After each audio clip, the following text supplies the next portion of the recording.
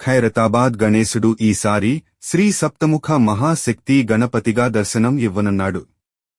ఇక్కడ వేడుకలు మొదలుపెట్టి 70 ఏళ్లు అవుతున్న సందర్భంగా 70 అడుగుల ఎత్తులో విగ్రహాన్ని రూపొందిస్తున్నారు.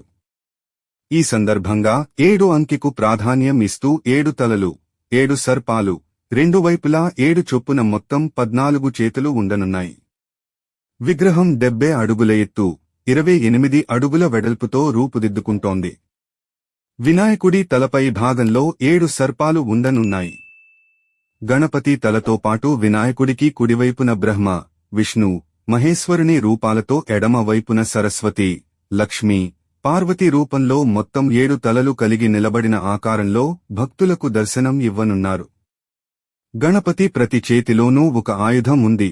కుడివైపు చేతుల్లో చక్రం, అంకుశం, పుస్తకం, త్రిశూలం, కమలం, శంకు, ఎడుమవైపు చేతుల్లో రుద్రాక్ష, ఆసనం, పుస్తకం, వీణ, కమలం, గద ఉంటాయి. వినాయకుడి కుడివైపున 10 అడుగుల ఎత్తులో బాలరాముడి విగ్రహం, ఎడుమ వైపున 9 అడుగుల ఎత్తులో రాహుకేతువుల విగ్రహాలు ఉంటాయి. పాదాల చెంత 3 అడుగుల మూషిక వాహనం ఉంటుంది. వినాయకుడి ప్రధాన మండపానికి కుడి ఎడమల్లో 2 మండపాలు ఉంటాయి. కుడివైపు మండపంలో శ్రీనివాస కళ్యాణం, ఎడమవైపు మండపంలో శివ కళ్యాణం దృశ్యాలతో కూడిన విగ్రహాలు ఏర్పాటు చేస్తున్నారు.